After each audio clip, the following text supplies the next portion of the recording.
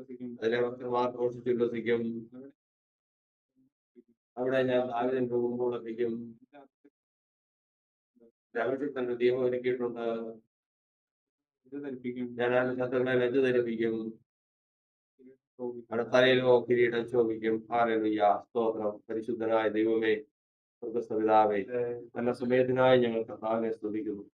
ഞങ്ങൾ വിവിധ സ്ഥലങ്ങളിൽ ഇരുന്നുകൊണ്ട് കർത്താവിനെ ആരാധിക്കുന്നു, പാടുന്നു, കർത്താവെ പ്രാർത്ഥിക്കുന്നു. ഈ വിഷയങ്ങളിലൊക്കെയും കർത്താവിന്റെ സാന്നിധ്യം ഇരുന്ന് ഞങ്ങളെ സകല കഷ്ടത്തിൽ നിന്ന് നഷ്ടത്തിൽ നിന്ന് വിടുവിച്ച് ഞങ്ങൾ ആരാധനയെ കൈക്കൊണ്ട് ആരാധനയിൽ കർത്താവിന്റെ സാക്ഷ്യം ഞങ്ങൾക്ക് നൽകി ഞങ്ങളെ എഴുന്നേൽപ്പിക്കണം. വ്യക്തിപ്പെടുത്തണമേ കർത്താവെ. ദൂരെയായിരിക്കുന്ന കുഞ്ഞുങ്ങൾക്ക് വേണ്ടി പ്രാർത്ഥിക്കുന്നു. വിവിധ സ്ഥലങ്ങളിലായിരിക്കുന്നവർക്ക് വേണ്ടി പ്രാർത്ഥിക്കുന്നു. എല്ലാവരെയും കർത്താവ് സമർത്ഥമായിട്ട് അനുഗ്രഹിച്ചു കൊള്ളണം. ഞങ്ങൾക്ക് വേണ്ട ദൂതുകളും ആലോചനകളും ദൈവശക്തിയും എല്ലാം സ്വർഗ്ഗത്തിൽ നിന്ന് നൽകി തരുമാറാകണം എന്ന് നാം മഹത്വപ്പെടാകട്ടെ. പ്രാർത്ഥന കേട്ടിരിക്കാൻ സ്വതന്ത്രം യേശുവിന്റെ നാമത്തിന്റെ നമുക്ക് ഇരിക്കാം. കർത്താവായ യേശുക്രിസ്തുവിന്റെ അതിപരിശുദ്ധമായ നാമത്തിന് മഹത്വം ഉണ്ടാകുമാറാണ്. കർത്താവിന്റെ ദയയാൽ നമുക്ക് വീണ്ടും അവിടുത്തെ പാദപീഠത്തിങ്കൽ ആരാധിപ്പാൻ കൂടി വരുവാൻ കർത്താവ് നമുക്ക് സഹായം നൽകി. ഇന്ന് ആഴ്ചവട്ടത്തിന്റെ 1-ാമത്തെ ദിവസമാണല്ലോ. എന്നെ ആരാധിപ്പാൻ എന്റെ ജനത്തെ വിട്ടയക്കാൻ അരുളിച്ചെയ്ത ദൈവം നമുക്ക് വേണ്ടി വലിയ പ്രവർത്തിക്കും. കാരണം വിളിച്ചു വരുത്തിയതിനു ശേഷം അപമാനിക്കുന്നവരുണ്ട്, വിളിച്ചു വരുത്തി അവരെ മാനിക്കുന്നവരുണ്ട്, വിളി കേട്ട് വന്നവരെ ഏറ്റവും ശ്രേഷ്ഠമായി കരുതുന്നവരുണ്ട്. ഇത് തന്നെയാണ് കർത്താവിന്റെ വിളിയെ നിരസിച്ചു കളയാതെ വണ്ണം കടന്നു വന്ന് കർത്താവിന്റെ വാക്കിനെ മാനിച്ച് ആരാധിപ്പാൻ മുട്ടുകളെ മടക്കിയിരിക്കുന്ന ദൈവത്തിന്റെ ജനം നിശ്ചയമായിട്ട് അനുഗ്രഹിക്കപ്പെടണം. അതിനാണല്ലോ നമ്മൾ ദൈവത്തിന് അനുഗ്രഹിക്ക് വരുന്നത്. ദൈവത്തിന്റെ വചനത്തിൽ നമ്മൾ ഗ്രഹിക്കും പ്രകാരം ഓരോ ആരാധനയിലും നമ്മൾ ദൈവത്തിൽ നിന്ന് അകന്നുപോയ കാര്യങ്ങളൊക്കെയും പരിഹരിച്ച് ദൈവത്തോട് ചേർന്ന് മുൻപോട്ട് പോകുന്ന അവസരമാണ് ഉണ്ടാകേണ്ടത്. മുൻപേ ദുഷ്പ്രവൃത്തികളാൽ മനസ്സുകൊണ്ട് അകന്നവരായിരുന്നു നാം. മനസ്സിന്റെ അകൽച്ചയാണ് ഏറ്റവും പ്രധാന അകൽച്ച. ശരീരം അകന്നിരുന്നാൽ ഏത് ശരീരഭാഗവും അകന്നിരുന്നാലും അതല്ല വിഷയം. മനസ്സ് അകന്നിരുന്നാൽ അത് പ്രശ്നമാണ്. അതിന്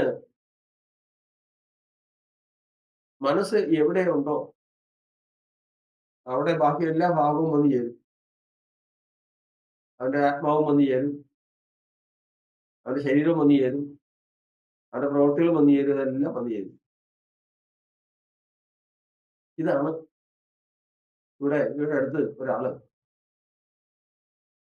വലിയൊരു തേനീച്ച കൂട്. ആ തേനീച്ചയുടെ കൂടെന്ന് പറയുന്നത് അത്ര ഭയങ്കരമായ വലിപ്പത്തിലുള്ള, അതെല്ലാം കൂടെ കുത്താൻ തുടങ്ങിയിട്ട് ഒരാൾ അപ്പൊ തന്നെ ചത്തുപോകും. അത്ര വലുതാ.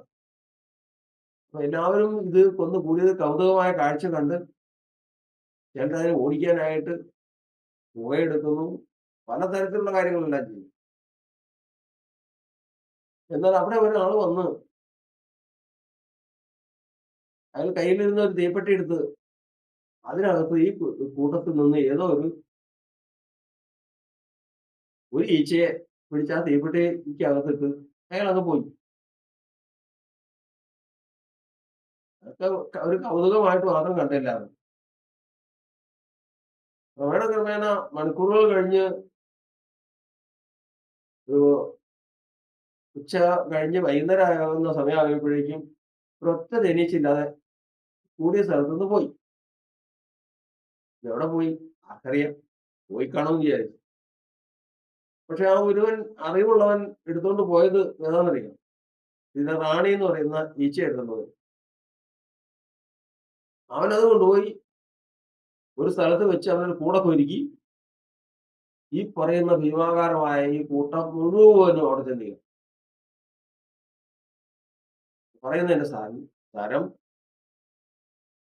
ഒരു മനുഷ്യന്റെ മനസ്സ് ഇരിക്കേണ്ടടുത്ത് ഇരുന്നാൽ ക്രമേണ അവിടേക്ക് ബാക്കിയുള്ള എല്ലാം വന്നു ചേരും. അത് വ്യവസ്ഥയാണ്. ഇസ്രായേൽ ജനം മിസ്രൈമിൽ നിന്ന് പുറപ്പെടുമ്പോ ദൈവം അവരിൽ ചെയ്ത അത്ഭുതങ്ങളും അടയാളങ്ങളും എല്ലാം പ്രസിദ്ധമായി. അവിടെ നിന്ന് 10 അത്ഭുതങ്ങൾ ചെയ്തത്, ആദിയാതന്മാരെ സംഹരിച്ചത്, ഫറവോന്റെ മേൽ ന്യായവിധി നടത്തിയത്, ചെങ്കടൽ പിളർന്നത്, മരുഭൂമിയിൽ കൂടി നടത്തിയത്, ഇതെല്ലാം വാർത്തയും അപ്പോഴപ്പോൾ അന്നത്തെ കാലത്ത് വാമൊഴി പകർന്നിട്ടാണെങ്കിലും കനാൻ ദേശത്ത് താമസിക്കുന്ന രാഹാബ് എന്ന വേശ്യയുടെ ചെവിയിൽ എത്തിക്കൊണ്ടിരുന്നു. എല്ലാവരും കേട്ടു, രാഹാബും കേട്ടു. രാഹാബ് ചില ദിവസങ്ങൾക്കുള്ളിൽ ഒരു കാര്യം മനസ്സിലാക്കി. ഭൂമിയില് ഈ പറയുന്ന ആരാധനയും സ്തുതിയും സ്തോത്രവും ഈ പറയുന്ന കാര്യങ്ങളൊന്നും അല്ല കാര്യം. സത്യദൈവം ഒന്നേ ഉള്ളൂ, അത് ഇസ്രായേലിന്റെ ദൈവമാണ്. ആരാധിക്കേണ്ടത് അവനെയാണ്, സ്നേഹിക്കേണ്ടത് അവനെയാണ്, ചേരേണ്ടത് അവനോടാണ്, വാക്ക് പാലിക്കുന്നവൻ അവനാണ്, അവനെയാണ് ശ്രദ്ധിക്കേണ്ടത്. ഇതൊക്കെ ക്രമേണ രാഹാബ് മനസ്സിലാക്കി. വേശ്യയാണ്, പട്ടണ വേശ്യയാണ്. നിവർത്തിയില്ല, അവർക്ക് അവരുടേതായ പരിമിതികളുണ്ട്. ചാരന്മാരെല്ലാം, രാജാവിന്റെ ചാരന്മാരെല്ലാം നോക്കി ഏറ്റവും ശ്രദ്ധയോടെ നോക്കുന്ന ഒരു പാത്രവും കൂടിയാണ്. എന്ത് വേണ്ട, ക്രമേണ രാഹാബിന്റെ മനസ്സ് ഇസ്രായേൽ ജനത്തിന്റെ ഒപ്പായി, ഇസ്രായേൽ ജനത്തിന്റെ ദൈവത്തിന്റെ അടുക്കലായി. അതങ്ങനെ കടന്നുപോയി. അവര് കടന്നു വന്നു, യോർദാൻ കടന്നു. വർഷങ്ങളായി കേട്ടുകൊണ്ടിരിക്കുന്ന കാര്യമാണ്. രാഹാബിന് അങ്ങേറ്റ ആകാംക്ഷയാണ്. അങ്ങനെ യോർദാൻ കടന്ന് ഇസ്രായേൽ ജനം കനാൻ ദേശത്തെത്തി. എരിഹോ കോട്ട പിടിക്കാനായി കോട്ട വളഞ്ഞു. കോട്ടയെ തകർത്ത് സകലതിനെയും നശിപ്പിച്ചു കളയും. രാഹാബിന് മാത്രം എന്നാ പ്രത്യേകത? ഒരു പ്രത്യേകതയില്ല. എരിഹോ കോട്ടയില് എത്ര ലക്ഷം പേരുണ്ടെന്ന് നമുക്കറിയാൻ പാടില്ല. അത്രയും ജനമുള്ളതില് എല്ലാവരെ പോലെ തന്നെ രാഹാബും ദിവസങ്ങൾക്കുള്ളിൽ എരിഹോ കോട്ട ഇടിക്കും. അതിലുള്ളവരെ മുഴുവനും കൊന്ന് നശിപ്പിക്കും. അവരുടെ സ്വത്തുവകകളെല്ലാം ഇസ്രായേൽ എടുത്തു. ഇതെല്ലാവരെ പോലെ തന്നെ രാഹാബിനും അറിയാം.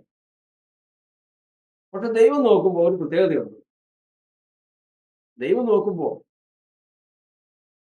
എരിഹോ കോട്ടയിൽ താമസിക്കുന്ന സകല മനുഷ്യരുടെയും മനസ്സ് അവരുടെ ജീവനിലും ആ കോട്ടയിലും അവരുടെ രാജ്യത്തുമാണ്. പക്ഷെ ഒരൊറ്റയാളുടെ മനസ്സ് അവിടെ ഇല്ല. രാഹാബിന് മനസ്സ് മാത്രം അവിടെ ഇല്ല. പക്ഷെ അതെന്തൊരു, ഇവളുടെ മനസ്സ് എവിടെയാ പോയിരിക്കുന്നത്? അന്വേഷിക്കുന്നവർക്കറിയാം. ശ്രദ്ധിക്കുന്ന ദൈവം കണ്ടു. അവളുടെ മനസ്സ് പെട്ടകത്തിന് ചുറ്റും വസിക്കുന്ന ഇസ്രായേൽ ജനത്തോടൊപ്പമാണ്. ഇസ്രായേലിന്റെ ദൈവത്തിന്റെ അടുക്കലാണ്.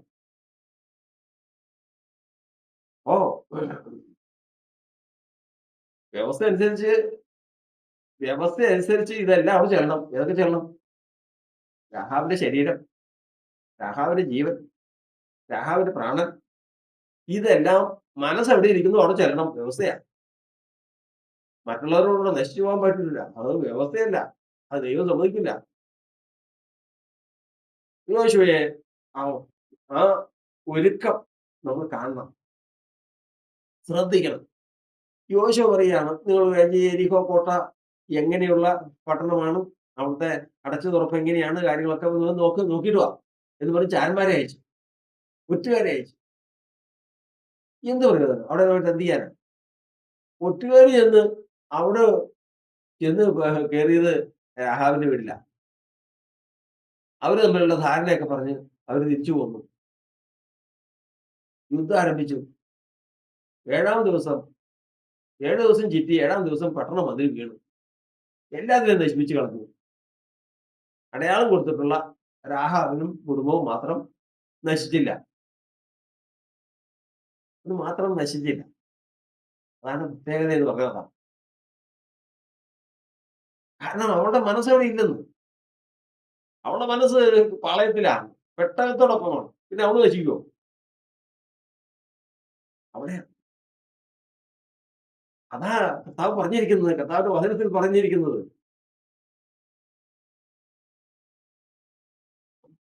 അബീഗയില് ജനത്തെക്കുറിച്ച് ദാവീദിനെ കുറിച്ച് പറയുമ്പോ, കാരണം ദാവീദ് ഇരിക്കുമ്പോ ദാവീദിനെ കൊല്ലാനായിട്ട് കുന്തം ചാടിയപ്പോ ഇത് ഒരു ശകലം ഒരു തെറ്റ് മാറിപ്പോയി. ചത്തില്ല. ഒരു തരത്തിലും ദാവീദിനെ കൊല്ലാൻ പറ്റുന്നില്ല. അപ്പൊ പറയുന്നവര് ഭാഗ്യവശാല് അങ്ങനെ ഇന്നലെ കൊല്ലേണ്ടതായിരുന്നു. ഇന്നലെ കൈ കിട്ടിയതാ. പക്ഷെ സാധിച്ചില്ല. ഇതെങ്ങനെയെന്ന് ആരും മനസ്സിലാക്കുന്നില്ല. ഇവൻ എന്താ ഇസ്രായേലിൽ ഇത്രയും അധികാരവും വാളും കുന്തവും പരിചയം വീരന്മാരും ഒക്കെ ഉള്ള ദേശത്ത് ഇവൻ ഇത്ര കിടന്നുകൊണ്ട് ഈ കാണിക്കാനായിട്ട് എന്താ ഉള്ള ഈ ദാവീദ് ചിരിയുള്ളത് മനുഷ്യൻ? അവന് ഇതുവരെ തൊടാൻ പറ്റുന്നില്ലല്ലോ. എല്ലാവർക്കും സംശയം. കുറെ പേര് പറഞ്ഞ ഭാഗ്യ അവൻ അല്ലെങ്കിൽ മഹാവില്ലന, അല്ലെങ്കിൽ അവൻ വലിയ ദൈവകൃപയുള്ളവനാ. ഇതൊക്കെ പറഞ്ഞു. പക്ഷേ പറയേണ്ടവള് പറഞ്ഞു. ആരെ? അബീഗയിൽ പറഞ്ഞു. ദാവീദേ, ശത്രു നിന്റെ ജീവന് വേണ്ടി നിന്നെ പിന്തുടർന്നാൽ നിന്റെ പ്രാണൻ യഹോവയുടെ ജീവഭാണ്ഡത്തിൽ കെട്ടപ്പെട്ടിരിക്കും. എന്താണ് സ്തോത്രം? ദാവീദിനെ കൊല്ലാൻ പറ്റാത്തതിന്റെ കാരണം സിമ്പിളായിട്ട് ലളിതമായിട്ട് അബീഗയിൽ പറയാം. എന്താണ്? കാരണം ഭാണ്ഡം എന്ന് പറഞ്ഞ് കേട്ടിട്ടുണ്ട്. നമ്മളിവിടെ സാധാരണ കാണാതെ ഈ അലക്കുകാർ പോകുന്ന കേട്ടിട്ടുണ്ട്. വലിയൊരു തുണി അങ്ങ് ഇരിക്കും. കാരണം അലക്കാനുള്ള തുണിയൊക്കെ എടുത്തിട്ട് എന്റെ ചേട്ടൻ 4 വശത്തും വലിച്ചു കൂട്ടി അതെടുത്ത് തലയിൽ വെച്ചങ്ങ് പോകും. അതാണ് ഈ ഭാണ്ഡം. ഇവിടെ കർത്താവിന്റെ വചനം പറയുന്നത് ദാവീദിനെ ആർക്കും തൊടാൻ പറ്റാത്തതിന്റെ കാരണം എന്തറിയാം? ഇതുപോലൊരു ഭാണ്ഡം കർത്താവിന്റെ കരങ്ങളിലുണ്ട്. ഉടയവൻ കയ്യിൽ വെച്ചിട്ടുണ്ട്. ഏത് ഭാണ്ഡ? ജീവഭാണ്ഡം. ജീവഭാണ്ഡം. ആ ഭാണ്ഡത്തില് ദാവീദിന്റെ പ്രാണൻ എടുത്തിട്ട് നിഴലിനെ കുത്തിയ ആളിയാവൂ. നിഴലിന് വെടിവെച്ച് കഴിഞ്ഞാൽ ആൾക്ക് ദോഷം പറ്റുമോ? ഒന്നും പറ്റില്ല. മനുഷ്യരൊക്കെയും വെറും നിഴലായി നടക്കുന്നു നിശ്ചയം. ഈ ജഡത്തിലൊന്നും ആർക്കും ഒന്നും തൊടാൻ പറ്റില്ല. ഏറ്റവും ആദ്യമേ തന്നെ ദൈവഭക്തൻ, ദൈവത്തിൽ ആശ്രയിക്കുന്ന ദൈവഭക്തന് ദൈവം ചെയ്യുന്ന ശ്രേഷ്ഠമായ പദവിയാണ്. വന്നു കഴിഞ്ഞാൽ തന്റെ അടുത്ത് വന്നു കഴിഞ്ഞാൽ ആ പ്രാണനെ എടുത്ത് തന്റെ ജീവന്റെ ഭാണ്ഡത്തിലിട്ട് അതിനകത്തേക്ക് കൂട്ടുകെട്ടി കയ്യിൽ വെക്കും. പിന്നെ കൊല്ലാനായിട്ട് നടക്കാന്ന് മാത്രമേ ഉള്ളൂ. എങ്ങനെയും യോസേഫിനെ കൊല്ലാൻ വേണ്ടി കൊട്ടക്കുഴിയിലിട്ട് അവിടുന്ന് കയറ്റി വെള്ളിക്കാശിനെ വിറ്റ് പോത്തിഫറിന്റെ വീട് ഭവനത്തിൽ പോയി. അവിടെ അവള് കൊല്ലാൻ നോക്കി. ജയിലിൽ പോയി. അവിടെയും പല പ്രശ്നങ്ങളൊക്കെ ഉണ്ടായി. എങ്ങും തൊടാൻ പറ്റുന്നില്ല. അവസാനം ഫറവോന്റെ മുമ്പിൽ നിന്നു. എങ്ങനെ പറ്റണേ എങ്ങനെയാ? ഇത് ആരംഭിക്കുമ്പോ തന്നെ യോസേഫിന്റെ പ്രാണൻ ഉടയവൻ ഭാണ്ഡത്തിൽ കെട്ടി കയ്യിൽ വെച്ചിരിക്കുക. നമ്മൾ വിവിധ സ്ഥലങ്ങളിൽ വിവിധ അവസ്ഥകളിൽ പോയിരിക്കല്ലേ. ജാതികളുമായിട്ടാ നമ്മുടെ ബന്ധങ്ങൾ, ഇടപാടുകൾ, കാഴ്ചകൾ, സംസാരങ്ങൾ എല്ലാം. അവരുടെയൊക്കെ മുമ്പിൽ ഒരു നിമിഷം പോരെ നമ്മളുടെ ഇല്ലാതായി പോയാൽ. ഒരു നിമിഷം മതി.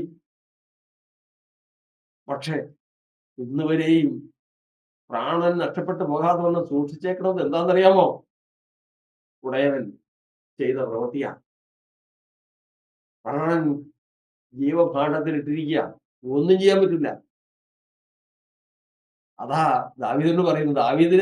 ദാവീദിന്റെ ജീവിതത്തിൽ എന്താ സംഭവിച്ചിരിക്കുന്നതെന്ന് അബീഗയിൽ കണ്ടുപിടിച്ചു. അബീഗയിൽ പറയാണ്, ശത്രു നിന്റെ പ്രാണനെ പിന്തുടർന്ന് നിനക്ക് ദോഷം ചെയ്യാൻ ഭാവിച്ചാൽ ഒന്നും ചെയ്യാൻ പറ്റില്ല. കാരണം നിന്റെ പ്രാണൻ യഹോവയുടെ ജീവഭാണ്ഡത്തിൽ കെട്ടപ്പെട്ടിരിക്കുന്നു. കർത്താവിന്റെ സ്തോത്രം. അങ്ങനെയാണെങ്കിൽ അങ്ങനെയാണെങ്കിൽ ദൈവത്തിന് ജനത്തെ എന്ത് ചെയ്യാൻ കഴിയുമെന്നാ പറയുന്നത്? ഒന്നും ചെയ്യാൻ കഴിയില്ല. ഒന്നും ചെയ്യാൻ കഴിയില്ല. ഇതുപോലെയാണ് ദൂരെ ആയിരിക്കുന്നുവെങ്കിലും ദൂരെ ആയിരിക്കുന്നുവെങ്കിലും രാഹാബിന്റെ മനസ്സ് പെട്ടകത്തോടു കൂടിയാ, ഇസ്രായേൽ ജനത്തോടു കൂടിയാ. കർത്താവിന്റെ ഭാണ്ഡത്തിലാ അവളുടെ പ്രാണൻ. തൊടാൻ പറ്റുമോ? തൊടാൻ സാധിക്കില്ല. ഒന്നും ചെയ്യാൻ പറ്റില്ല. ഇത് ക്രമേണ മനസ്സ് അവിടെ നിന്ന് തിരിച്ചു പോരില്ല. മനസ്സിരിക്കുന്നിടത്തേക്ക് ഈ ശരീരം ചെല്ലും. അത് കൊണ്ടുചെന്ന് അവിടെ ആക്കേണ്ടതിന്റെ ഉത്തരവാദിത്വം ഉടയവനാണ്. ഒറ്റുകാര് വന്നു, നോക്കി, അടയാളം കൊടുത്തു, തിരിച്ചുപോയി. എരിയോ മതിൽ വീണു. സകലതും നശിച്ചു പോയപ്പോൾ രാഹാബും കുടുംബവും മാത്രം രക്ഷപ്പെട്ട് ഇസ്രായേൽ ജനത്തിന്റെ മധ്യ അവകാശം പ്രാപിച്ചു. എന്നവർ അവൾ ആരാന്നറിയാമോ? ഓ, ഇസ്രായേലിൽ മാന്യതയുള്ള ഒരു വ്യക്തിയാണ്. എങ്ങനെ നീ ഇവിടെ എത്തിച്ചേർന്നു? എങ്ങനെ എത്തിച്ചേർന്നു? അതാണ് പറയുന്നത്. 87 സങ്കീർത്തനം വായിക്കണം. എന്താണ്? ഞാൻ എന്റെ പരിചയക്കാരുടെ കൂട്ടത്തിൽ എങ്ങോട്ട് പോവാ? എല്ലാം കഴിഞ്ഞു സ്വർഗമണ്ഡലത്തിലേക്ക് ചെന്ന്, യെരൂശലേമിൽ സ്വർഗീയ സിയോനിലേക്ക് ചെന്നു. സിയോനിൽ ചെന്നപ്പോ അവിടെ ആര് നിൽക്കുന്നു? രാഹാബ്. അവളവിടെ ഒരു ദിവസത്തേക്ക് വന്നല്ല, പിന്നെ നല്ല പരിചയം. നീ നീ എങ്ങനെയാണ്? നീ എരിഹോവിലുണ്ടായിരുന്നല്ലേ? ആ മറ്റേ പണി വേശ്യ. അത് എങ്ങനെ ഇവിടെ വന്നു? എങ്ങനെ ഇവിടെ വന്നു? അതൊരു ചരിത്രമാ. അതൊരു ചരിത്രമാ. അവള് പഠിപ്പിക്കും. ആദ്യം ആദ്യം എങ്ങനെയും അതിൽ കയറാൻ വേണ്ടിയിട്ടുള്ള അധ്വാനം ശരീരം കൊണ്ടല്ല, പിന്നെയോ മനസ്സ് അവിടെ കൊണ്ട് വെക്കണം. അതാണ് കൊലോസ്യ ലേഖനം പറയുന്നത്. എന്താ? നിങ്ങൾ ക്രിസ്തുയേശുവിനോടുകൂടെ മരിച്ചടക്കപ്പെട്ട് ഉയർത്തെഴുന്നേറ്റിരിക്കുന്നുവെങ്കിൽ ക്രിസ്തുയേശു എഴുന്നള്ളിയിരിക്കുന്നിടമായ ഉയരത്തിലുള്ളത് ചിന്തിക്കുകയും നിങ്ങളുടെ മനസ്സ് അവിടെ കൊണ്ട് വയ്ക്കാൻ നിങ്ങളെ നിക്ഷേപമുള്ളിടത്ത് നിങ്ങളെ ഹൃദയവും ഇരിക്കും അവിടെ കൊണ്ട് വെക്കുക. ആ വെച്ച് തിരിച്ചെടുക്കാതിരുന്നാൽ നീ നിശ്ചയമായിട്ടും അവിടെ ചെന്നിരിക്കും. രാഹാബിനെ അവിടെ എത്തിച്ചെങ്കിൽ രാഹാബിനെ കൊല്ലാതെ ഒരു ദോഷം തട്ടാതെ വണ്ണം അവിടെ എത്തിച്ചെങ്കിൽ അത് ഉടയവന്റെ കഴിവ് തന്നെ, കരുണ തന്നെ, അത് ഉടയവന്റെ കൃപ തന്നെയാണ്. അതുകൊണ്ടിന്ന് കർത്താവിന്റെ സന്നിധിയിൽ നാം ആരാധനയ്ക്കായിട്ട് കടന്നു വന്നിരിക്കുമ്പോൾ ഇന്ന് നമുക്ക് ചെയ്യാനുള്ളത് ഒരൊറ്റ കാര്യം മാത്രം. ഏറ്റവും അധികം ദൈവമേ ഇസ്രായേൽ ഗോത്രങ്ങൾ 12 രാപ്പകൽ അധ്വാനിച്ചുകൊണ്ട് എത്തിപ്പിടിപ്പാൻ ശ്രമിച്ച ആ പ്രതിഫലം ഹേതുവായി. അതിനായിട്ടാണ് ഇന്ന് ആരാധിക്കുന്നത്.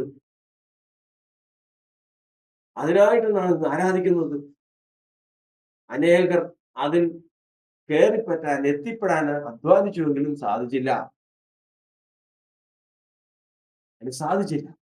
എന്നാൽ നമുക്കോ ഇത് കാണാനും ഇത് കേൾക്കാനും സംഗതി വന്നു. ഇന്ന് കർത്താവിന്റെ വചനത്തിൽ നമ്മൾ പഠിക്കുന്ന പ്രകാരം ലോകത്തിൽ നിന്നുള്ള വ്യാപാരമെല്ലാം വിട്ട് ഈ ആരാധനയിൽ നമ്മുടെ ശരീരാത്മ മനസ്സുകളെ ദൈവത്തിന് മുൻപാകെ എത്തിപ്പാൻ തക്കവണ്ണം നമ്മുടെ മനസ്സ് മുൻപേ മനസ്സുകൊണ്ടാകുന്നവരായ നാം നമ്മുടെ മനസ്സിനെ കർത്താവായ യേശു ക്രിസ്തു താൻ ഇരിക്കുന്ന ഇടത്ത് കൊണ്ടുപോയി വെക്കണം. താൻ ഇരിക്കുന്ന ഇടം ക്രമേണ ബാക്കിയെല്ലാം ചെന്നോളൂ. ക്രമേണ ഈ ശരീരവും ബാക്കിയുള്ളതെല്ലാം ചെന്നോളും. ആരെപ്പെടേണ്ട കാര്യമില്ല. അതുകൊണ്ട് നമ്മുടെ ആരാധന നമുക്ക് നഷ്ടമായി വരാതിരിക്കാൻ, നഷ്ടമായി വരാതിരിക്കാൻ ഹൃദയപൂർവം, ഹൃദയപൂർവം ഇന്ന് അതിന് കുടുംബവും ബാംഗ്ലൂരായിരിക്കുന്നു, ഇംഗ്ലണ്ടിലായിരിക്കുന്നു, മറ്റ് പല സ്ഥലങ്ങളിൽ ഇന്ത്യയായിരിക്കുന്നു, ഇവിടെ ആയിരിക്കുന്നു, വിവിധ സ്ഥലങ്ങളിൽ ഇരുന്ന് ദൈവത്തിന്റെ വചനം കേൾക്കുന്നത്, ആരാധിക്കുന്നത്, എല്ലാവരും എല്ലാവരും നമ്മളെല്ലാവരും ഒരുമിച്ച് കൂടുന്ന ഒരു ദിവസം നമ്മൾ ലജ്ജിച്ചു പോകാതിരിക്കാൻ ഇന്ന് നമ്മുടെ മനസ്സെല്ലാം, എല്ലാവരുടെയും മനസ്സ് കർത്താവിന്റെ സന്നിധിയിലായിരിക്കട്ടെ. ഈ ആരാധനയിൽ കൂടി ആ കർത്താവിന്റെ സന്നദ്ധയിൽ നമ്മുടെ മനസ്സായിരിക്കട്ടെ. ഏത് ഭൂമിയുടെ അറ്റത്തിൽ നിന്ന് വന്നാൽ, ഏത് ദുർഘടത്തിൽ സംഭവിച്ചതായിരുന്നാലും ആക്കുന്നതെല്ലാം സമയമാകുമ്പോൾ അതിലേക്ക് വന്നുകൊണ്ടിരിക്കും. ദൈവം വരുത്തും, ദൈവം വരുത്തും. കാരണം കാരണം ദൈവത്തിന്റെ പ്രവൃത്തിയാണ്. ശരീരം ഉള്ളിടത്തേക്ക് മനസ്സ് വരുത്തുന്നവനല്ല. പിന്നെയോ പരമാർത്ഥ ഹൃദയം അത് എവിടെ ഇരിക്കുന്നുവോ അവിടേക്ക് സകലതും കൊണ്ടുപോയി എത്തിപ്പാൻ ദൈവശക്തി അത് സംഭവിക്കുന്നു. അത് മുമ്പോട്ട് പോകുന്നു. ദൈവം നമ്മെ അനുഗ്രഹിക്കട്ടെ. നമ്മുടെ മനസ്സ് പോകുന്നു കർത്താവിലായിരിക്കാൻ ഈ ആരാധനയിൽ കൂടി കർത്താവിനെ സഹായിക്കട്ടെ എന്ന പ്രാർത്ഥനയോടെ ദൈവങ്ങളിലേക്ക് ഏൽപ്പിക്കാൻ ദൈവം അനുഗ്രഹിക്കുമാറാണ്. പാപത്താൽ എന്നിൽ വന്ന